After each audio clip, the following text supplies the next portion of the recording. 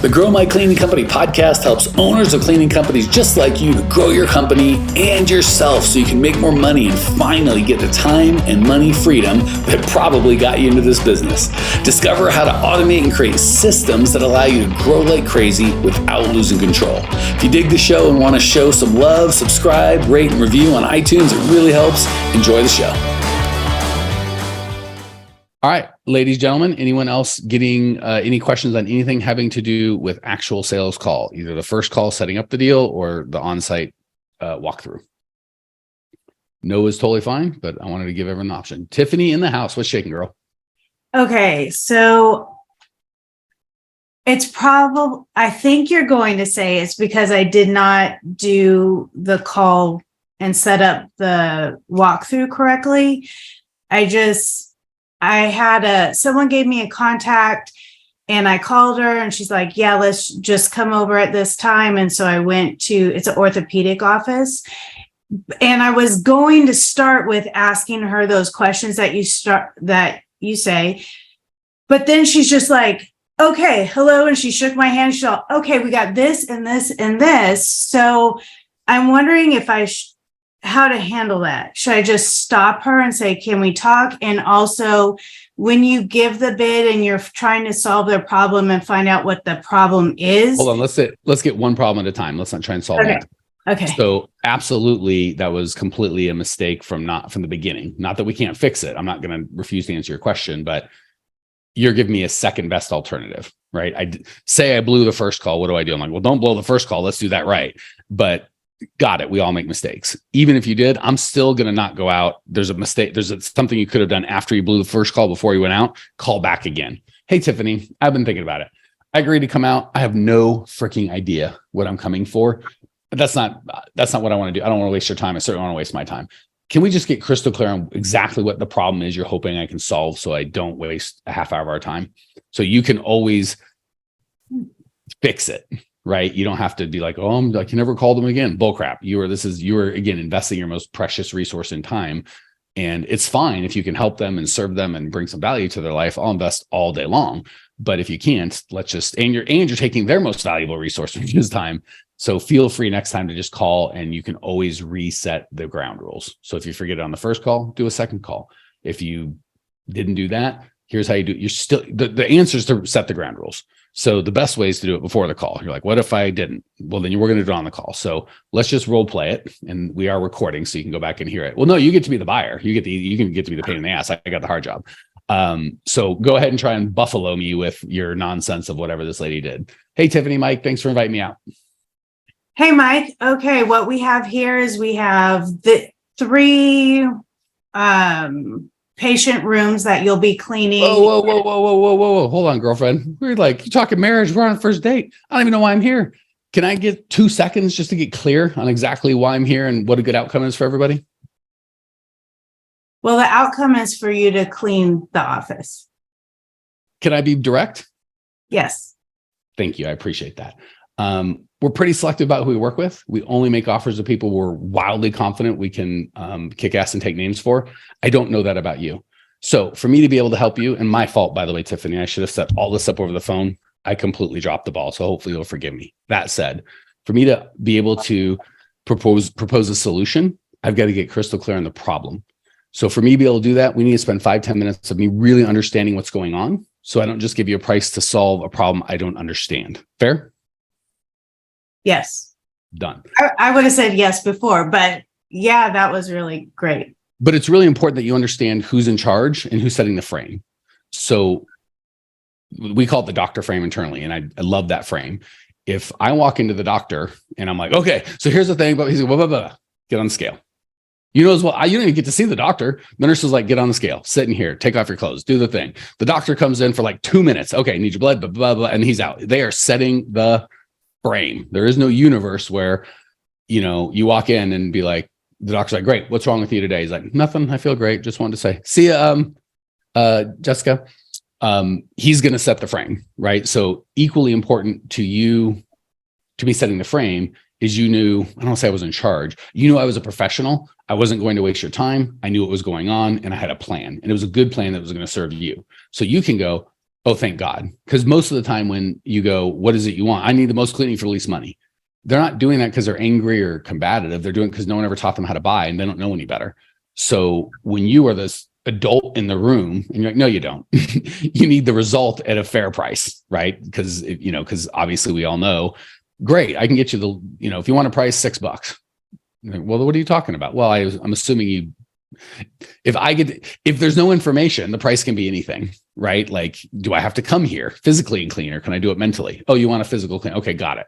Do I have to have clothes on, or can I be a psychopath from the mental? Oh, no, you need that. Okay. Do I need do I need legal employees, or can I just have, human trafficking? Oh, no, you don't want that. Okay. Do they need to be like you start go, okay, hold on. I don't want the cheapest price, because the cheapest price is not what you want. So the big thing is we're setting the frame, and the frame is, I am the doctor. I know you just want me to throw pills at you and tell me what the cost is for the operation. I don't do that because that's malpractice. I am going to get crystal clear. And this is for everybody, by the way, residential, commercial. I'm here to get crystal clear on what the problem is. And with my expertise, help you find a solution. If I think I'm the best solution, happy to tell you what that would talk like or talk about. If not, I'm going to try and point you in the right direction. I'm not here to sell you anything. I'm here to get you crystal clear on the problem and help you solve it. If I know in my heart of hearts, by far, I'm the best person in the universe to solve it, we're going to solve that damn problem. And I'm going to fight like hell for you to have me solve it. But I don't know if that's the case right now. So they're saying, sell me something. This is a buyer seller relationship. You're going to try and get the most money for the least amount of service. I'm going to try and get the most service for the least amount of money.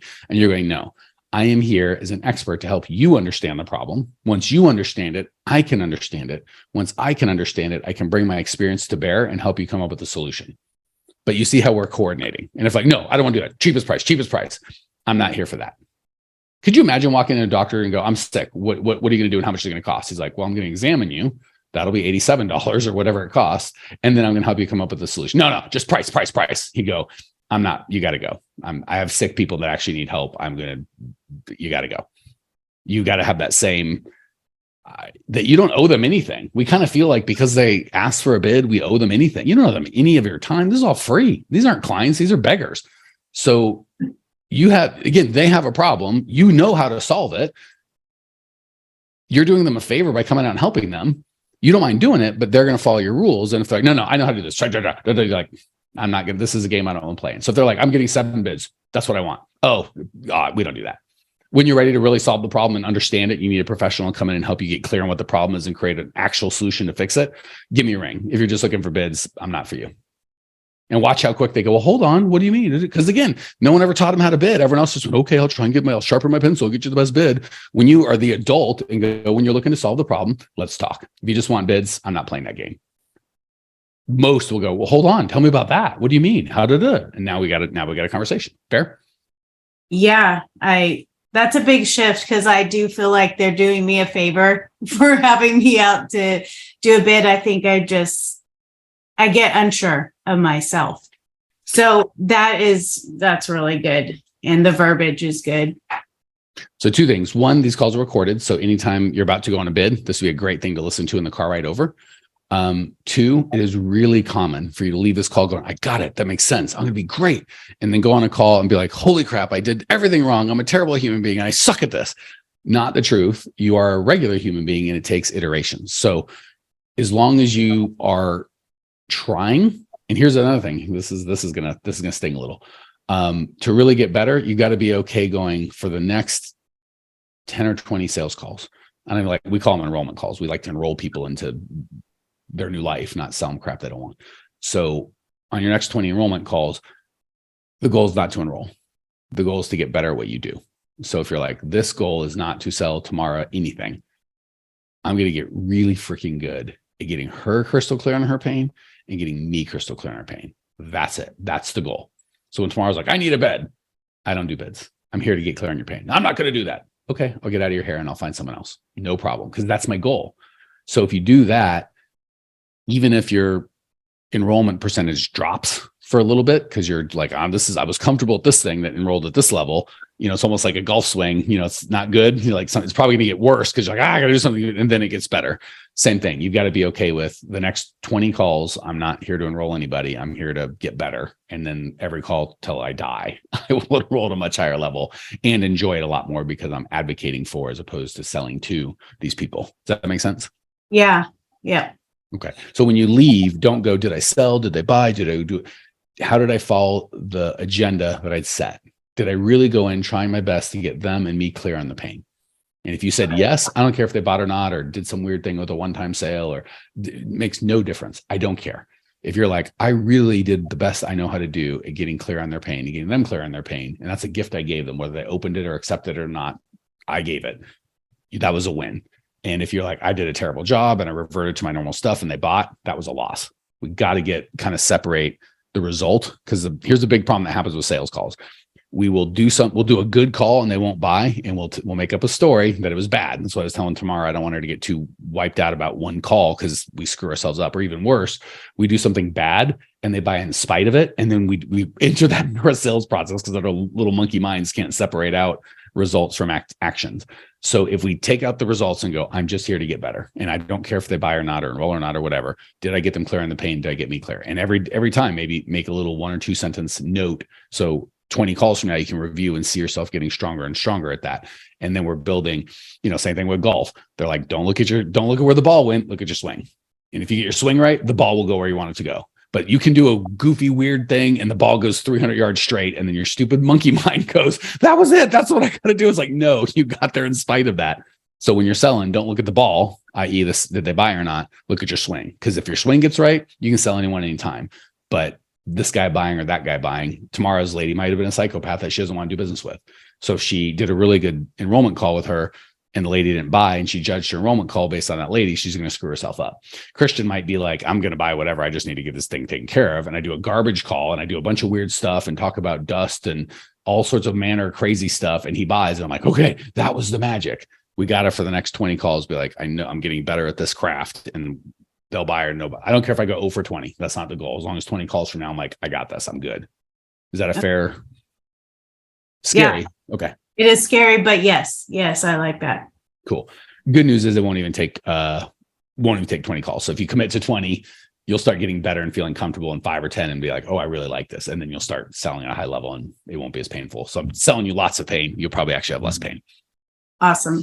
I have a practical question on that. When I go to the site, even if I've set it up right, do I talk to them and say all those things before we ever walk through? Do I talk to them and say those things? Okay, before we walk through, and then after I'm clear on their pain and do all those things, then I say, okay, show me your facility. Or so 2 things. We always start the call by summarizing the ground rules. Hey, Tiffany, I know we spoke a couple of days ago. I've slept since then. Just want to make sure we're still on the page. You still have 20 minutes uninterrupted. Here, I'm going to turn off my phone. I physically turn off my phone in front of them. We good? Great. I still have permission to ask you all sorts of manner questions to get crystal clear on what's going on here before I try to make some sort of proposal to fix it. Good. If for whatever reason and this is all in module 6.1, 6.2, for whatever reason, anytime during this process, if you're like, this chick is crazy, I don't like her, I don't want her, you'll just tell me, right? Is that fair? You'll just be square with me. Good. Appreciate that. Vice versa. For whatever reason, I don't think we're the absolute best vendor in the whole freaking county to get you taken care of. Are you okay if I tell you that and we're just honest? Yeah, I agree. Great. And if neither of that happens, I'm like, oh my gosh, I know I can help this person. I understand their problem. I know we can solve it.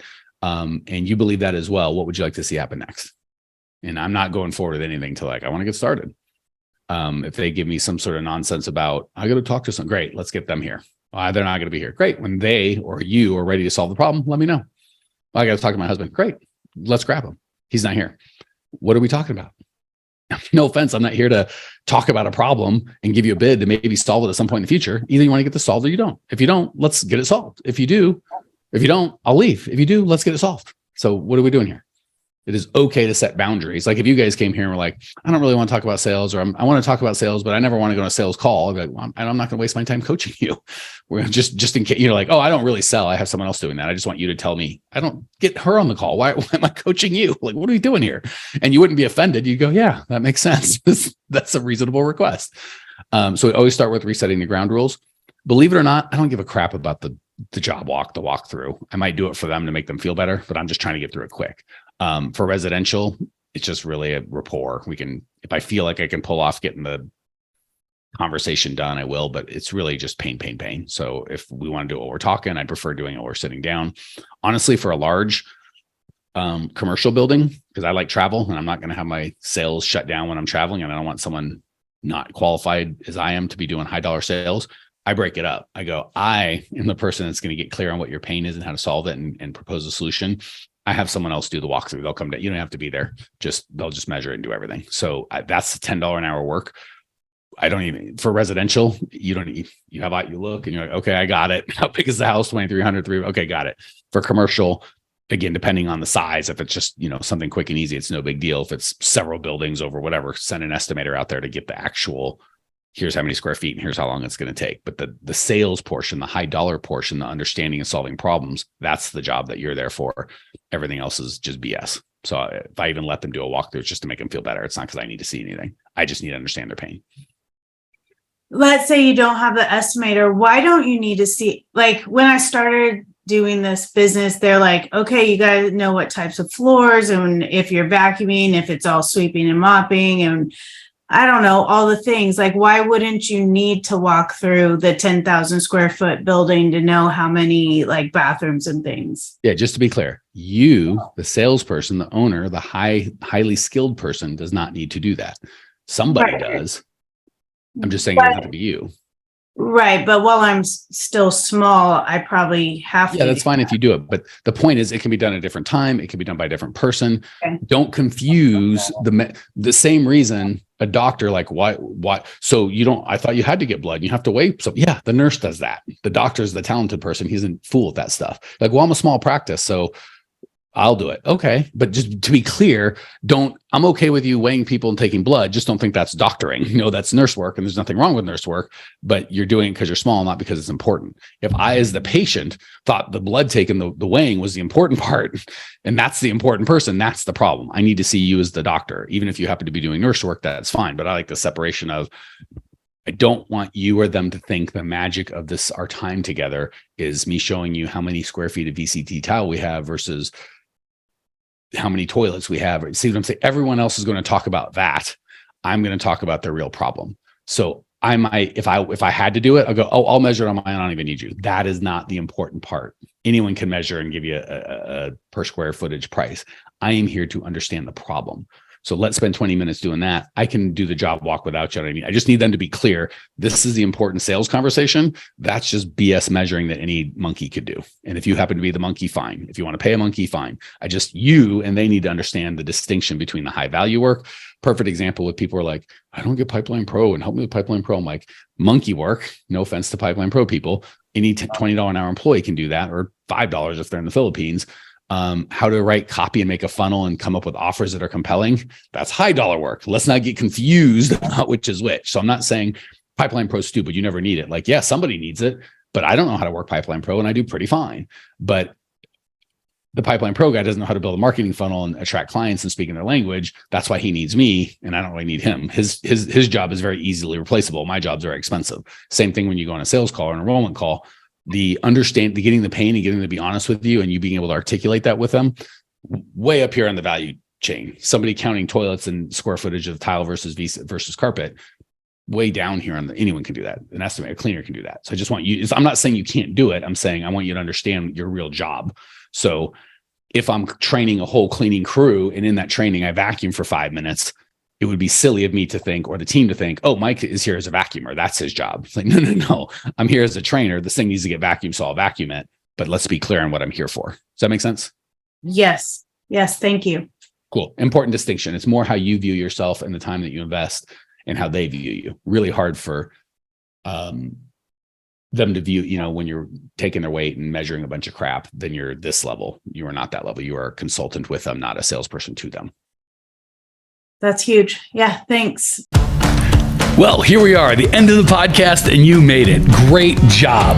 I've got a little bonus for you for sticking through with me. But like I mentioned before, if you got value out of this podcast and you want to show a little love, subscribe, rate, and review on iTunes, Spotify, wherever the heck you're listening to this thing. Share with a friend, share the love. And as a special thank you for those of you that stuck with me to the end, how about I give you my personal phone number so we can text? It's a great way for me to get to know you, your business, your goals personally. So shoot me a text now, 602-932-6431. at 602-932-6431.